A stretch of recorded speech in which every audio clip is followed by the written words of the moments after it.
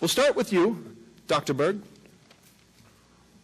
It seems that in Hawaii government, leadership often first considers ways to raise tax revenues, to fix fiscal challenges rather than lowering the cost and or size of government.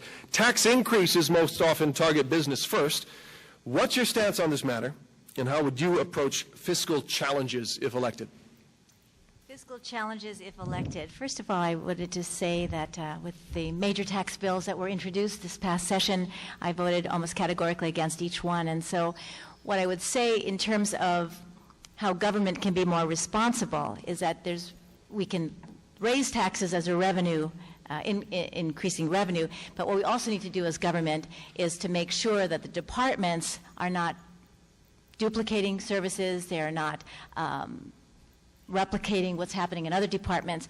So when we talk about government efficiency or government streamlining, I think what we really need to do is do an assessment of every single department as it is. Having been in the legislature for the last 6 years, I know that we've created many and requested many audits. I would like to be able to look at those audits and from an executive perspective make sure that the departments are not only fulfilling the recommendations of those audits, but also that we're being very, very critical of how our money is being spent right now. One of the things that I believe is that if we ran the government as a business, and I know that that's not a very common thought, that if we ran government like a business and began to take a look at how are we more fiscally responsible with the resources we have, I believe that we would be able to be more creative, ask different questions, and in so doing, interest other businesses to come and provide more economic stability and revenue for our government.